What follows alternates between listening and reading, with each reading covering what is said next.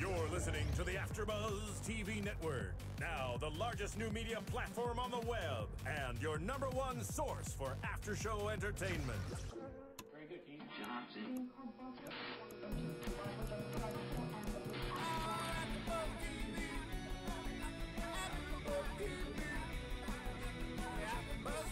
The AFTERBUZZ Studios in Los Angeles, California, presented by Maria Menounos and Bing.com, and streaming live thanks to Akamai Technologies. This is AFTERBUZZ TV's Being Human After Show. We'll break down tonight's episode and get you all the latest news and gossip. And now, another post-game wrap-up show for your favorite TV show. It's AFTERBUZZ TV's Being Human After Show. Woo! Hey everybody. Hello. Bing is for doing, and here we are doing another AFTERBUZZ TV show for Being Human. Season 3, Episode 3. The teens, they are a-changing, which is, I'm sure, an allusion to that song, these I'm are sure changing. it's an allusion to something, yes. Yes. I feel like they're doing that with a lot of the episode titles. My name is Sean O, and I am your host. I'm joined by my lovely co-host, Katarina Lee Waters. Hello, everybody. Woo, and thanks for joining me. Well, thanks for having me. I'm so excited to be here. Yes, thank you. We are going to be bringing you our post-game wrap-ups for every Being Human episode from now on. And let's get started but before we get into the episode, be sure to hit us up at AFTERBUZZ TV on Twitter and facebook.com/AFTERBUZZTV. And of course, you can call into the studios right now and talk to us live, 424-256-1729. And we're going to be talking about... We're actually in Studio B, so it's 1633. 1633. Okay, so the last four numbers. 424-256-1633. Thank you, Marissa. You're welcome. And so we're going to be talking about a bunch of stuff tonight. On the agenda, we got Josh is not a wolf. Sally has a body now. She's not a ghost. Of course, the witch uses Sally. We have Henry getting the flu, and a foster wolf kid gets adopted by Josh and Nora. A lot of very exciting developments. Yes, yeah, absolutely. And I actually, to be honest, I really didn't think this was a very strong episode. And what did you think, Kat? I liked it. There was a lot of sort of things that were starting new developments, like, as you mentioned, the foster wolf, and then Henry, the flu thing, and, will he overcome it? Will he not overcome it? So it's a lot of things that are, I guess, budding now for further episodes. Yeah, so Josh, he's not a wolf, and it's been like this, which was really interesting from episode 1 this season. Yes. And obviously the reason why he's not a wolf is because he killed Ray. Yes.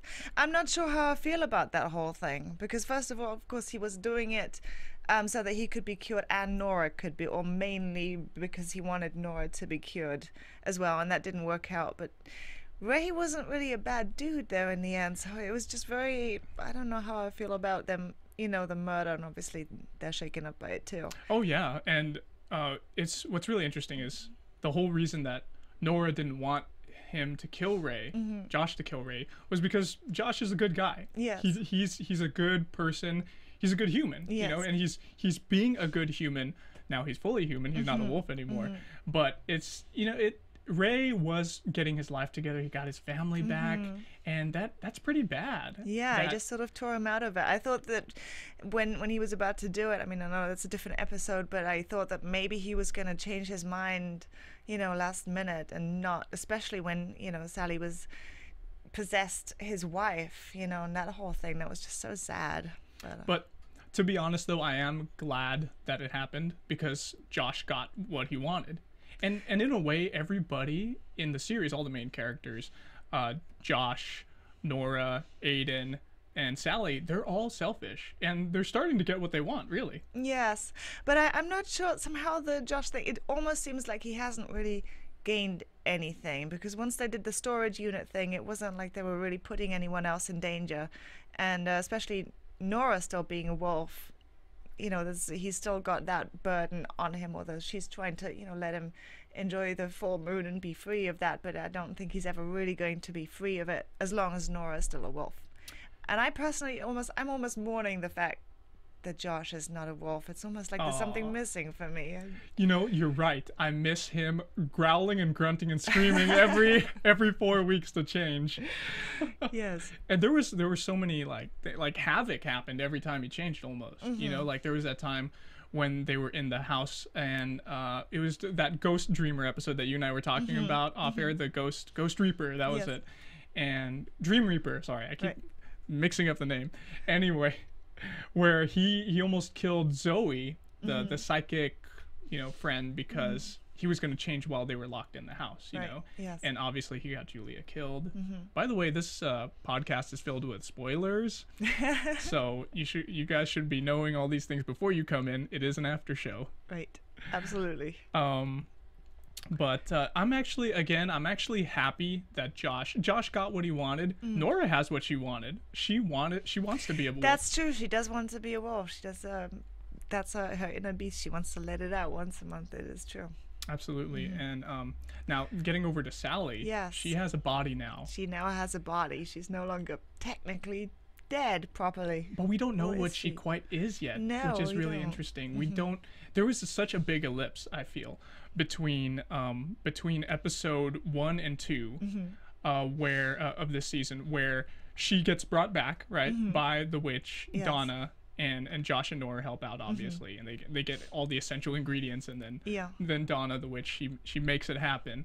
But there's such a big ellipse between her in the bed and then, oh look, there's Nick and Stevie, they're back too, and how did they get dug up? Yes, how did they? Because even if they dug up the bodies, did they have to get more hearts or not? I suppose they didn't get more hearts because he didn't hear about them killing anybody else. So could they use the same heart, or was it just because they brought Sally that they were sort of, you know, freeloading on her heart? That's a good point. Now, did they jump? Now, Nora said, oh, the raft, or was it Josh? I don't know. One of them said, oh, the raft. They jumped on the raft that they saw in the water, right? That was like their metaphor that they used for like going through the door and getting back into the living world, right? So were they reanimated in their coffins? Well, they didn't need the salve for their bodies?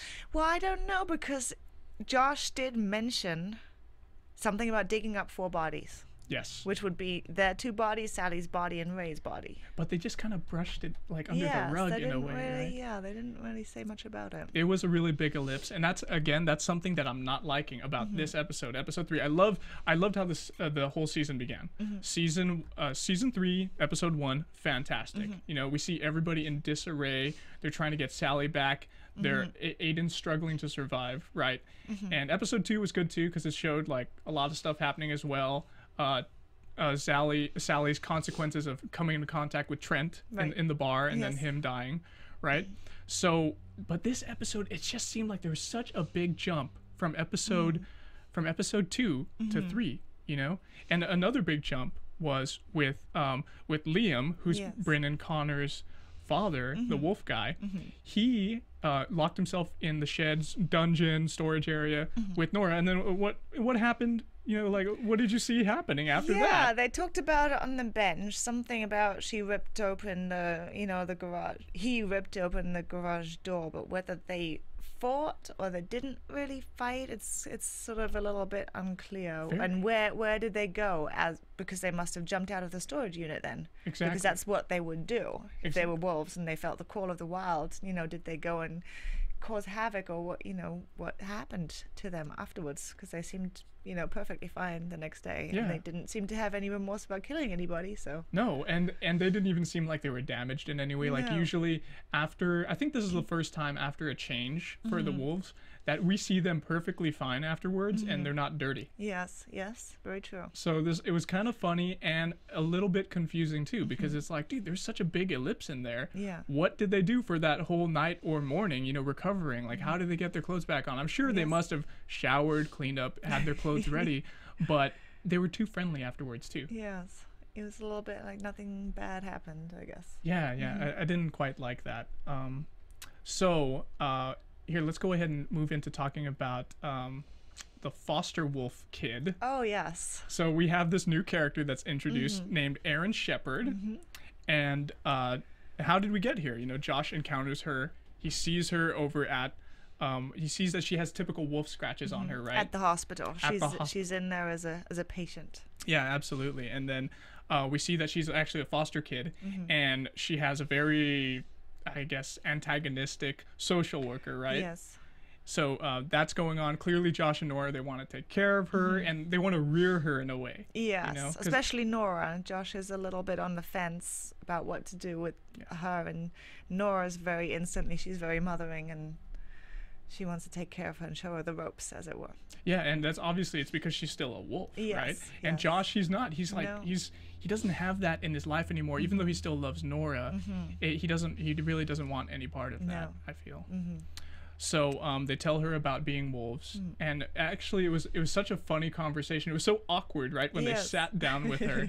And is there anything like in life that you would think that would be analogous to, or like similar to? You mean like the birds and the bees? Exactly. It was like the birds and the bees, or like the sex talk with your kid, right? Yeah, it's a little bit. Yeah, for sure. It was awkward. It was funny, But I liked her reaction because it was immediately like, "Oh my God, am I?" She sort of laughed it off and didn't believe it, which is really the realistic thing that would happen if somebody told you were a werewolf. You'd go, "Oh right, okay, here, fine." Yeah, exactly. And she even thought they were weirdos. She was like, "Okay, I'm gonna go back to my group home, which is probably a really bad place to go to. It's not as bad. Better than this. Yeah, it's better than you weirdos." Yeah. But after she sees the video, which was funny because it showed Josh stripping first, and she's like, "You guys are weirdos. What are you showing me? Are you showing me some like male porno or something? This is weird." Yeah. So she turns into a wolf in the forest, right? Yes. And what was really weird is that Josh was sticking around, right? Why would he do that? Well, I think he was concerned about Nora because he knows that because he thought that Aaron was so damaged inside, because he was talking about how Nora had gone through some pretty horrible stuff, with her ex-boyfriend that used to beat her and stuff. So now when she becomes a wolf, that she wants to let everything out and she becomes more vicious. And that's why she's embraced being a wolf a lot more than Josh, because Josh doesn't have that anger inside him that he needs to be able to release. So he was saying to Nora that she has that damage within her, so she wants to let it out and becomes more vicious. So then he was concerned that Aaron, who obviously has more damage and more bad experiences, that she would become way ferocious and perhaps try and kill Nora. Maybe. I think that's why he stuck around. Yeah, and it was so funny how Josh has that 6-shooter gun on him, that revolver, as if that. Do you think that would have done anything to the wolves? But he probably has a silver bullet in it. That's a good point. What if he does have a silver bullet, but we don't know? Like, would he have made the silver bullets? He is pretty handy, but though. they had silver bullets before when they went did. after Connor and Bryn. And Bryn, yeah, Yes. they did. That's right. But how did they? You know what? It never showed them making the silver bullets. No, but they're also constantly running around with the wooden stakes. The stakes, so they must have a stash of them somewhere. They must somehow come across them, or perhaps Josh makes them. Yes. Like he's a very resourceful man. He is resourceful, right? He's a nurse. That's another thing. He's a nurse now. He's went from being an orderly to a nurse. Oh, So- right. Yeah, I hadn't even. Oh, you didn't catch that? that? No, I didn't catch. Well, you're right. Yeah, because he's always had the green uniform, and then this season, at the beginning of the season, we see the vampires who are infected with the flu coming in, and that's where we see that he's wearing a blue uniform instead, and he's got the stethoscope around his neck and everything, right? So he's a nurse now, right? Yes. Actually, regarding that same kind of topic, a little bit of a connection here. Wouldn't you have thought for like a couple of weeks being around Sally and having her like there, Josh and Nora both being nurses, wouldn't they have like checked her pulse or something? Do you think that they have checked her pulse to see if she's breathing, if she's normal? That's a good point. I hadn't thought of that either. But yeah, you would think probably if they were nurses. Yeah. See if her body functions correctly like any other body. Or... Yeah, exactly. But actually, regarding functioning and breathing bodies out there, our fans, Yes. definitely need to go to iTunes and download our podcast. You know, Absolutely. yeah, so you can search us on, just type in AFTERBUZZ TV Being Human podcast, and you can find us on there. Go ahead and give us 5 stars. You Oh, know? please, 5 stars. Please give If us not 5 6. stars. I don't know how many we have right now. Oh, if there were 6, they should give us 6, right? Yes, that was joke. But rate and comment us and tell a friend, you know, because it only takes a minute, right? Like yes. I tell my friends all the time about AFTERBUZZ TV, and it's like, support us. Yeah, we're an awesome podcast. So we get like so many downloads every day, and we get like so many comments from fans. Of course, if you guys like comment us, we will give you a shout out here. Yes. So anyway, let's go ahead and take a look at the next topic. The witch is using Sally. Okay. Yes. So we have the witch named Donna, right? And she's played by Amy Aquino. We were able to find her after much research. Yes. So she brought Sally back from limbo with that heart salve that we were talking about, Yes. right? So at first, how did you feel about the witch / Donna at first when you saw her in the series? Well, it's interesting because they've deliberately, obviously, made her not, you know, all witchy and things. She's very pragmatic and practical and matter of fact, and you know, just like a soup lady would, you know, be. And you think that makes her a good guy. Yeah, You know, as it were. And then as time Especially goes because- by, now with all the, you know, the dark things going on, and the, you know, obviously the thing that we see with Trent when she shreds him, we can talk about that in a second. yeah. And she turns out to be somewhat of a villain. So that's very interesting. Yeah, absolutely. And I felt like she was villainous from not the second I met her, but after at the end of the episode, after she goes and she uses that heart salve, like the remaining heart salve or whatever it was, whatever incantation she made and potion she made, she pours it onto the ground in the forest, and she finds Ray's body. Right, yes. Immediately from there, I'm like, okay, that's kind of sneaky and villainous. Why is she digging up Ray's dead corpse, right? True. What's she going to use it for? Exactly. Is she gonna make like a zombie Ray later on? You know? Perhaps. We can save that for predictions. Anything's possible. Anything's possible on this show. But that actually the first episode was amazing, especially with that at the end. Yes. You know, and this episode was like that too. We had her, Donna, at the end again doing something villainous and sneaky where Yes. we were blown away by it. We were like, what Yeah. is she doing? Why did she do that? And what is it doing to her, right? Yes. So she shreds Trent, in a manner of speaking, shreds Yeah. him, but it's different than the typical shredding that we've seen Yes. with Sally and other ghosts, right? Yeah, What because did she number do one, this time? she uses a knife as if she was beheading him, and then he's not just disappeared, but there's a pile of dust of some sort on the ground. Yeah, it was like his soul's ashes. Yes, his soul's ashes. And she was able to like consume it, and she looked like she got younger, right? Yes, she did. Her face. How did her face look after she like consumed it? It just transformed her face, her, you know, her skin just looked younger, her eyes were They- brighter. Yeah, they got know, brighter. I noticed yes. that too. And we should talk for a second about the door as well. Yeah, Because the door. they established very well, because in so many episodes we've seen ghosts going through their doors and going, you know, up into heaven or wherever. Right.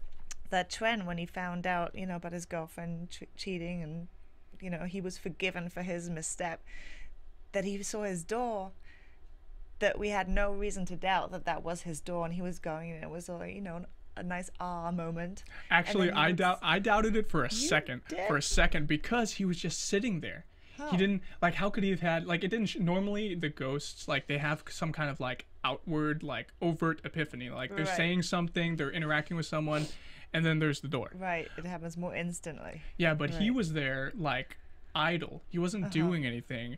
And for a second, I was like, that's kind of suspicious. Ah, But then you're so clever. But I accepted it. I got fooled, and I like being fooled. Yes, you know? me too. So I accepted it, and then he goes into it, and we're like, I was watching it with my girlfriend actually, and she was like, "Oh wow, that's the first time that they've showed the inside of what the door looks like." Yeah. And I'm like, and you know, in hindsight, I'm like, okay, that's why, because it's not the door, Yeah, right? yeah. Anyway, did you? I'm sorry, I interrupted you with your thoughts. Did you have anything else to add to the door?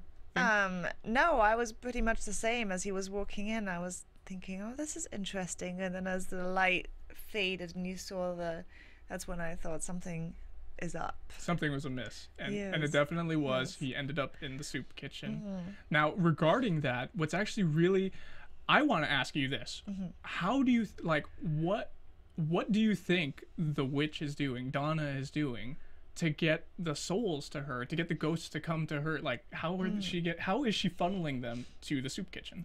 Oh, I have absolutely no idea how she would do that. I don't either, but I did write down a few ideas. Oh, good. Okay, so Yes, please, let's have them. I will share them with you. So I feel like, okay, it was obviously a fake or full door, and I think now she's actually using Sally. Like, she didn't do this out of the goodness of her heart. No. She didn't even do it for Ray's heart. Or maybe she did, actually. Perhaps. She didn't do it for the $2,000 they gave her. I feel like she is doing this because she needs those souls, those ghost souls, and it was a perfect opportunity for her, right? She cast some kind of spell along with, we don't know what she's saying in Latin or whatever that, or Wiccan or whatever witch tongue she's speaking in. We don't know what she's saying. No. And she did some kind of spell on Sally's body, Yes. where she is causing the people she has contacted in the past, obviously before she became a ghost, it has to be, to die. Now, is it physical contact, or do you think it's just seeing? What do you think it would be? I don't know. I would think that seeing would have some kind of an effect as well. And it just occurred to me that even though she is possibly using Sally to gain those souls, she did warn Sally about it. Or She at did. least she warned Josh and Nora about it. She did, and then they told Sally, but she disregarded it, Yes. of course. So if she had wanted to, from day one, just wanted to use and trick Sally, she wouldn't have warned them. That's true. So I guess in a way, she did the fair thing about warning them. Yes, I guess so. She's not all bad. Maybe not. Yeah, but I think she's going to be an interesting villain. Yes, very interesting. Something else that I found to be interesting is, okay, we talked about this a little bit earlier. Is Sally alive? Is she human? That's a good question. She might be some kind of witch incantation Yes, zombie yeah. that doesn't quite look like a zombie, Yeah. right? She looks like a human, Yeah. and she's fooling everybody. I don't see how she would be entirely human since she's come from a decomposed body that's now, back together. I'm waiting for something to happen there. That would, that she would either lose the body or that something else would. Yeah, you're absolutely right. I feel like even Aidan, he was kind of like onto it too, because he's had so much experience. He's been around for 400 years. Yes. And he said something in episode 1 to the effect, or maybe it was episode 2. Episode 2, actually. He said something to the effect of, oh, I can't drink you. There's no nutritional value because you've been 'cause raised from the dead. Yeah. It's like drinking from a vampire. Yes. Well, speaking of vampires, let's go ahead and check out, what was our next topic? We're going to talk about Henry and the flu, right? Yes. Okay. So Henry gets the vamp flu. Now, were you surprised that he got the flu? I was surprised that he got the flu. Yes. And I guess I did that on purpose as a little twist in the.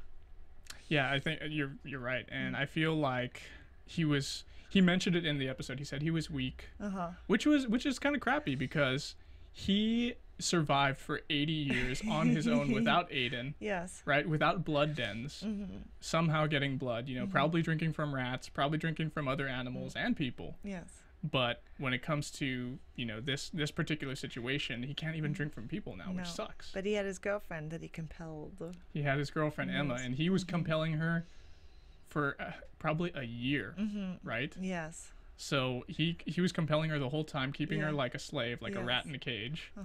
And Aidan's got to take the high ground and let her go. Yes. Right. So this episode is like after that, and it shows Aidan trying to he's playing chess with some guy, right in the beginning of the episode. Do you remember that part? He's playing chess with some dude, right? And they are he was like, oh, let me, you know what, hey, thanks for showing me how to play chess. Let's go get a bite to eat. Right. So they go into the alleyway, and Henry's waiting there. He's about to bite the guy, and the victim sneezes on him, and he's like, oh, get out of here before I break your stem. Yeah. Which I'm sure he meant his neck. Yeah, it's interesting, this whole virus thing, because the dude at the end, he sneezes, and then he said, "Oh, it's just the flu. It's nothing." Oh, he said it was the cold, I think. The cold. Yeah, he says it was probably the cold. Yeah, so I don't quite understand what the flu, whether is that regular flu, because it's all sort of the same kind of, whether you have a flu or the cold, it's not. I feel like, well, the cold and flu viruses are different viruses. I think the cold is like rhinovirus, something like that. Oh, you're so clever. Not really. I'm just trying to scrape that out of my beehive. Right. Okay, but he's yeah, because Aidan's a nurse, right? So he knows the difference between the cold and the flu anyway. Yeah. And the flu is obviously it doesn't hurt humans. They get over it. They have it for a week or two, whatever. They're over it. But for some reason, if you still have it, it's whenever you have a virus, it always sticks around in your system, right? Yeah. And you're just immune to it, if it comes in contact with you again. So it's still in the system for humans, and they can't drink from anyone who's ever had it. But all of a sudden, because it wasn't like that before. Yes. Because it wasn't like that before, so they were able to drink from people, but now they have to find someone who never had the flu. Yes. Which so is why is that? I think maybe I missed that. Oh, because again, if someone had the flu before, it would still be in their system. Yes, but the vampires used to be able to drink from people who'd had the flu. Oh yeah, but this flu was different. This was like flu, completely like new flu, flu. vampire killer flu. Right. So, speaking of that, let's talk about the flu a little bit. Like, how did this flu come about? They just say it appeared like magically, right? Yeah. Pretty much during the course of the year that Aidan was gone.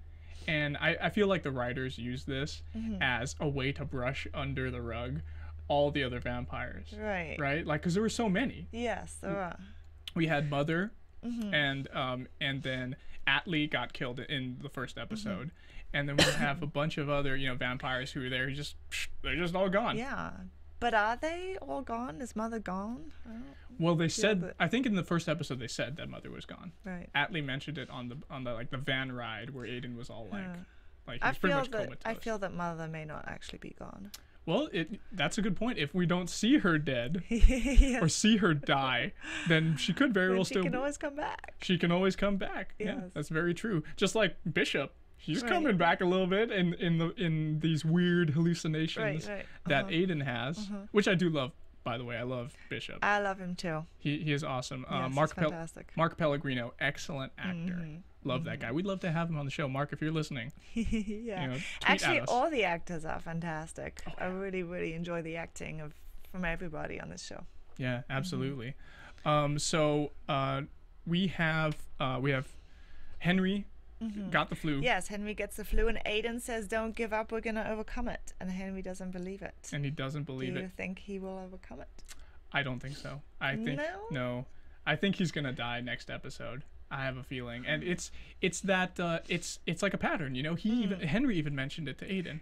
He was like, everybody you love Yes, and have contact with dies. that's true. Rebecca, that first vampire chick from first season, Yes. she died. He killed her. He staked Yeah, her. Right? She forced him to. Yes, And then we have Bishop. His father, pretty much the guy who turned him, yes, dies. Someone who was known for 400 years. yeah. Surin, Mm-hmm. she died as well, which is his like love of 80 years, right? Or long. Yeah. That was so sad. Yeah, I thought in that actually, again, different episode, but I thought that maybe she was gonna turn around and kill Mother. That would have been awesome if she did. Yes, but she didn't. She couldn't. She's too much Yes, too under her not mother's weak, thumb. But yes. Yeah, she was Sad. too controlled by her mother, so she wasn't able to do it. But I'm wondering about the Vampire Syndicate, about the rest of it. Like the Vampire Nation, pretty much. I'm wondering how it is. Like, how is it still surviving in any other places? Must be. There must be pockets of, not resistance, obviously, but yeah. I think if they continue on this path, if there's no cure at all, then it's gonna be like where all the vampires have to die. Yeah. And the seasons are going to be really weird without vampires. Well, we can't not have Aidan. No, we can't. He's like my favorite. Oh yeah, obviously. he's awesome. Yes. He's the most experienced one in the group. I'm thinking if Henry had the idea to compel Emma and keep her as a slave, there must be a group somewhere that has a group of slaves that came up with the same solution to the problem. That is a really good point, Kat. I think you're absolutely right on that. And it would be nice if the writers could show us that in the coming episodes or something like, and then Aidan can get a good drink. Yeah. But you mentioned that you thought that maybe Henry had drank from rats and things like that. Do you think that vampires can feed off animals? I think they can. If the influenza virus, this vamp killer flu, is pretty much isolated to humans, then I think they could be able to feed from animals. Because that would be an easy solution then. It would be, and it would be no worse than Aidan drinking like hospital blood. Those bags. Aidan did one time drink from Josh, who's technically a wolf. Yes, but it was bad though. Do you remember he like spit up and he was like convulsing and his eyes were bleeding? Yeah. He was bleeding from like every orifice. That was so bad. But I feel like there has to be some kind of cure later on. Yes, I think so too. And I can mention that again in predictions pretty much. But did we have anything else on that topic on like Henry? I don't think so. I don't think so. He progressed really quickly though in his illness this episode. Yeah, he did. Yeah, but let's go ahead and he did say a very poignant thing though right at the end when him and Aidan are sitting in the street and he said something about I'm a vampire and so are you. Yeah, and then he walks away and it's like Aidan forgets something sometimes that he's a vampire because he so badly wants to be the good guy and to do the right thing by humans, but he's not really a human. That's right. He wants to be idealistic. He wants to be human again. I wonder if the vampires can ever be human again, actually. I doubt it. So before we go into news and gossip, actually, let's go ahead and talk about the did you want us, Marissa, to talk about the ABTV store? Okay, so check out the ABTV store, guys. It's got tons of merchandise on there. We have shirts, bags, sweaters, and the link is at the AFTERBuzzTV.com website. So go ahead and check it out. I know I'm gonna check it out later on, and I like these cups. Marissa, are these cups available on there? Not those particular cups, but there are glassware. There is glassware. Yeah, okay. there is glassware. What about the black coffee mug cups or whatever those ones? I think those might be. Oh, those are there. Maybe. Okay, good. What else do you? You'll have to check it out. Do you know what else we got on there? A couple other things to tease people. Bags and onesies, baby onesies. Ooh, baby yeah, onesies. they're actually a big hit. So that's cute. Check those out. I can imagine. That's cute, man. Okay, good. We should have since we love animals here so much at AfterBuzz TV, we should have more animal stuff. We should. Yeah. A little Pair doggy dogs, sweater. Yeah. Do you know how many animals Maria and Kevin have? No. How many? 5. 5? Okay, I was gonna say 10 because it seems like they have so just doubled many. it. For no 5 reason. right now. Yeah, 5 right now, and their dogs are awesome. They're amazing. All of them so loving and beautiful dogs. But let's go ahead and move into before we move into news and gossip, I actually wanted to mention one favorite quote of mine. I like to do favorite quotes, Kat, since this is our first time working together. And so this is my favorite quote of the episode, where Aidan was talking to Henry in the alleyway, and Henry says, "I already had a better way. Her name was Emma. She was pretty, she smelled like vanilla, and you let her go." That was an awesome line. That is a good line. Yeah, I love that. And it's so funny because it shows his desperation there, but it's almost kind of humorous too with throwing in that vanilla thing. Yes, who knew vampires liked vanilla? Who knew? Let's move into our news and gossip. AfterBuzz TV News. Kablamo. Okay, so if you guys follow Kevin and Bean on Instagram or Twitter or any of the social networks, it's of course that is a radio station here in LA. I forgot the exact radio station it is. Is it? Do you know what it is, Marissa? I don't know the number, but there's a radio station here in LA, guys, and it is Kevin and Bean do a show, and I think they do a podcast too. But they have an Instagram. I was checking out Instagram, and I found that Aidan, aka Sam Witwer, was there like 2 or 3 days ago, and he visited Kevin Bean. He probably had a little interview there in the morning, so that was cool. Also, It's the KROQ FM. Oh, it's KROQ FM. Okay, yeah. very There you well. go. Thank you, Marissa. Additionally, in the Instagram world, you can find Sally the Ghost, otherwise known as her real name, Megan Rath. So you can find her on her Instagram handle at Megan Rath. Megan, by the way, is spelled MEAGHANRATH for Rath. And what is she now? She's not a ghost. She's ghost/zombie/undead, unliving, right? What do you think? Sort of a zombie, I would say. She's probably somewhat of a zombie. Yeah, probably somewhat of a zombie. And I didn't get to talk about her food eating thing. Let's talk about that after news and gossip. But okay, so there's another Instagram that's up there that's like that has Megan Rath also, but it's got an underscore at the end of it. I do not think that one is her. Right. The other one's more legit. It's got a bunch of behind the scenes stuff on there that she takes pictures of. So I'm pretty sure that one's They don't her. have a verified thing? No, I did not see one that's verified for her. But let's see. So legit photos. Oh, I found a few intriguing photos of hers actually, and it gives clues to upcoming episodes. Ooh, how exciting! Yes, and that includes one that I saw, and I showed these to you earlier. There was one that was 17 weeks ago that Megan posted, a pic of her that looks like she's got a bit of zombie rot on her forehead. Ew. It's some kind of like black makeup looking thing on her forehead, and then she's making like a face at the camera where it looks like she's like mean and she's gonna bite somebody. Right. So maybe she isn't really human yet, you know? Like she's probably, there's something up with her. Maybe she's like a doll, like being puppeted by the witch lady, by Donna. Well, there's got to be some kind of a consequence to being dug up and reanimated and using somebody's dead heart. Yeah, the heart of a man, an innocent man, Ray.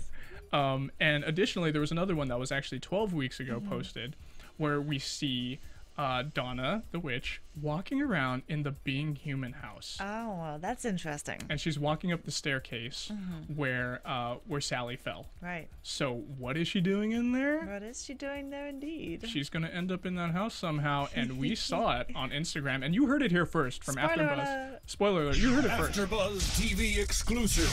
That's right.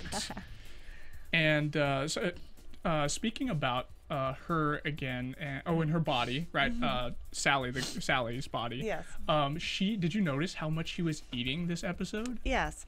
And it seems to me like that's not normal, right? You know, it's not just like a nervous thing like some girl is doing, you know. It's because there's probably something up with her. What do you think about that? Well, I thought it was supposed to basically mean because she hadn't eaten for so long that she was just so excited about being able to eat food. And then when she went to the sushi place and she had all these platters of sushi, it was more an indulgence thing than hunger necessarily. I think that's the way I felt too during episode 2, and then she was getting the pomegranates. She was drinking those up, and and it didn't seem like she was getting drunk. Did she? No, not really. No, it didn't seem like it. So she wasn't getting drunk. She ordered a lot. And then she mentioned in episode 3, this past one, that she's not getting full. She said like she ate 2 whole chickens and she ate all kinds of like bags of like cheese puffs or whatever they are, and it's not affecting her. No. So perhaps she can never get full because she's a zombie. Yes, perhaps. Who knows whether she even needs to eat? Who knows? Who knows? Yes, we'll probably find out in the upcoming episodes of this season. And I liked the past 2 episodes before episode 3. I loved them, especially episode 1. I think that was probably one of the best episodes in the series so far. But let's actually talk about what we think is going to happen next in predictions. And now, your AfterBuzz TV predictions. So, I have a couple of predictions. Yes. Do you have any that you'd like to talk about, Kat? Yes. Yes, go ahead. You go first. Okay, so, well, one thing I was thinking, obviously, Liam is going to have to find out that it was Aidan who killed Connor, because so far he doesn't know who killed him. That's right. And seeing as Nora being, Josh's girlfriend and Josh being friends, roommates with Aidan, there's that whole, connection, and it was almost like Josh wanted to be, was part of, the whole killing Connor thing. Yes. So now Liam's obviously, his mission is to find the person who killed Connor. Which is Aidan. Yes, and he's assuming that it is one of the vampires, and since there's not a lot of vampires left, you know, he's gonna probably find out it was Aidan, and there's something bad is gonna happen there. Yeah, that's a good prediction. And it could have repercussions on Nora and Josh as well. Nora and Josh, because they, you know, obviously know about it. And Sally. Yes, they're all part of the family. Yes. They're all part of this cover-up. Yes, and Nora's been obviously trying to hide it. Yeah. Because Liam really asked her about it, and she sort of pretended that she didn't know what happened. Yeah, you're right. I think that Sally, she's gonna kill more people with her zombie powers. By mistake. By mistake, which she does not know she has. Well, she knows she kills people from her past, but I don't think. But she's not gonna be able to contain. I mean, she's going out of the house. I mean, it's not. She's walking out of the house where she lived before, you know, she died. So she's bound to just bump into somebody. Yeah, that's a good point. It's a huge risk factor that she's gonna meet somebody that she knew. You know what else too is she's not working. No one's working in the house but Josh and Nora, which is funny. Aidan was gone for a year. Yes. How is he can't show his face again over at the hospital and work. No. And how did Josh pay the rent that whole time? Exactly, with Nora's help, I'm sure. Yes. Oh, you know what? There is no rent because Danny gave it up to them, remember? Right. That's right. It's the end of season 1. He's like, "Oh, you guys can have the house, whatever, just leave me alone." But okay, so I think the next thing I think is going to happen is that the witch is going to interfere more with their lives in some way because she needs more souls. Yes. She needs to keep young or whatever she's doing. You know, it was really vague, but I'm intrigued. I want to see what's going to happen next. Yeah. And my last prediction is I think Ray is going to come back as a zombie. Oh, yeah, something has to happen with Ray since she dug him up, basically. Yeah, absolutely. And anyway, thank you guys so much for listening to us and joining us here. I have one more, can I? Oh, yeah, go ahead. I think that Josh eventually is going to go back to being a wolf. Ah. I just feel that will eventually happen. Okay, that's good. Either inadvertently or I don't know. I feel that. Well, all he has to do is get scratched by Nora or Aaron or Liam, any of the wolves. Yeah. And it'll happen Oh, again. we didn't talk about them being like happy together when they turned. Oh yeah, we can talk about that next time. We'll talk about that next time. We'll talk about that next time. But hey, Kat, did you want to plug your website and your clothing line? Yes, please. I would like to plug my website. Is www. I can never pronounce that correctly. Katarina'sInfamy.com, and you can buy, you know, obviously pictures and DVDs and my wonderful T-shirt. Wonderful T-shirt. Katarina's Infamy, nice. Yes, because I'm infamous. You are infamous. By the way, she's a WWE wrestler, guys. In case you guys didn't know. Yes. Am I correct? Formerly, yes. Formerly, yes. Oh, well, okay. I'm still a wrestler, but not for WWE, obviously, anymore. Oh, okay, very good. Yes. And go check her out on her Twitter. You know, she posts some interesting stuff. Yes. She's got so many followers. I'm surprised I stood out among them when I tweeted at you. Yes, you did. But thank you guys again so much for joining us. You can follow me. I'm Sean O, and you follow me at Sean Austin O on Twitter. And did you already say your Twitter handle? Well, my Twitter is at Katarina's Infamy. At Katarina's Infamy. Oh, and I'm on Instagram too, at It's Shano, ITSEANO. And we'll go ahead and see you guys next week. From Bing.com, executive producers Maria Menounos, Kevin Undergaro, Phil Svitek, and the entire AfterBuzz TV staff, we would like to thank you for listening to the AfterBuzz TV network. To watch or listen to other after shows and post comments or questions, be sure to visit AfterBuzzTV.com. I'm Sir Richard Wentworth, and this has been a presentation of AfterBuzz TV. Buzz you later. The views expressed herein are those of the hosts only and do not necessarily reflect the views of AfterBuzz TV or its owners or principals.